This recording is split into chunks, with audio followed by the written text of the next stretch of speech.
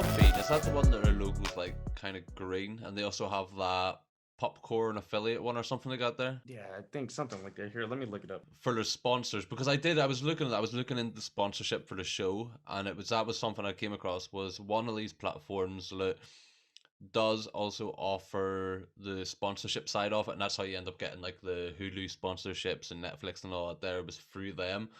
But then when I looked at it, it was just, well, the amount of video content I already have, it was going to cost me an absolute bomb to transfer everything across and get everything swapped over. So it's not even worth it. Like, I'd rather just get independent private sponsors for each episode instead of trying to run it through that.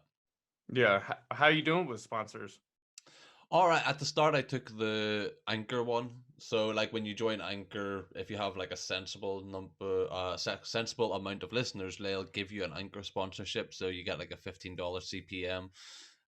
But it's just kind of like, it's stupid because they give you $15 CPM, but anytime you get a sponsorship through them, Anchor takes a third of the money. So really you're getting a $10 CPM, which doesn't really make sense.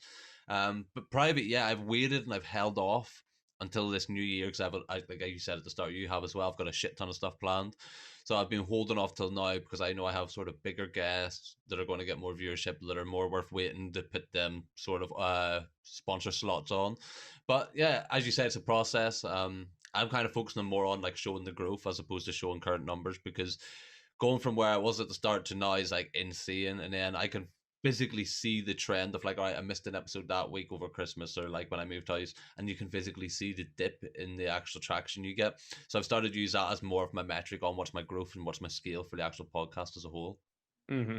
Yes, it definitely takes time. I was so focused on the views and the number of people watching or listening, and I kind of forgot that, hey, one, I'm doing this for fun because I love it, and two, it's not going to happen overnight. Like I mentioned before, the growth that you have in yourself, it's going to show in the viewership, in the listening, because when you put out a very good product that sounds immaculate and it looks immaculate, people are going to start catching on and talking.